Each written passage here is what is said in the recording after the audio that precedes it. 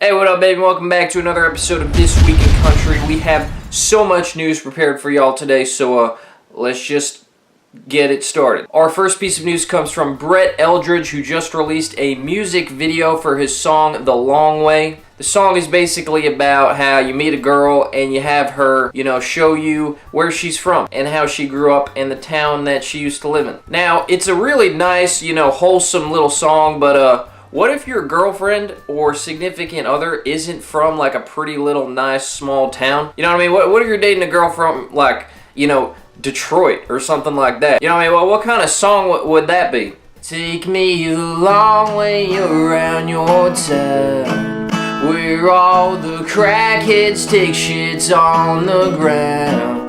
I want the heroin needles, the poor starving people who eat cockroaches straight from the ground. Take me a long way around. Our next piece of news comes from Chris Stapleton, who just released a song called Millionaire. The song is basically about how if he just has a woman's love, then he's rich and he's a millionaire. I appreciate the message of this song, but like, Chris, you're a millionaire anyway. You're a millionaire regardless of love. I'm so sick of these country people downplaying their wealth. You know what I mean? These huge celebrities. It's ridiculous. Like Luke Bryan and Kick the Dust Up, the lyric is a $10 drinks, it's packed inside. It's like, Luke, do you know what a $10 drink is to you? You know what I mean? If you're worth $70 million, do you know how many $10 drinks that is?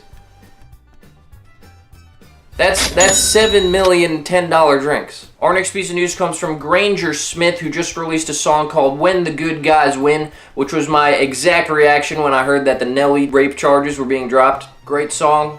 Check it out, Nelly.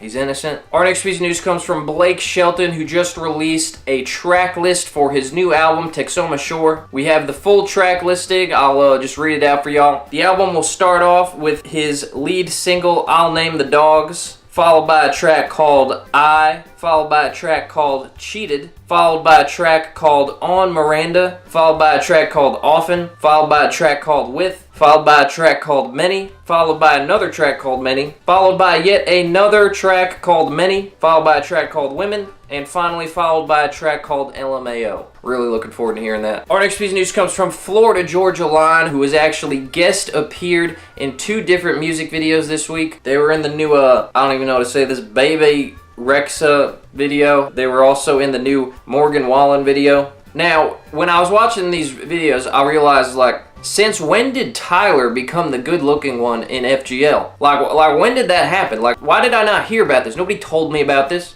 The deal used to always be that Tyler did most of the singing, but BK was there to look good. What's up with that? Now, our next piece of news is that we have 2 new full-length albums, one from Darius Rucker, the other one from Chris Young. I could not think of a joke for this. I'm so sorry. I apologize, man. My staff, I got a big staff on this show.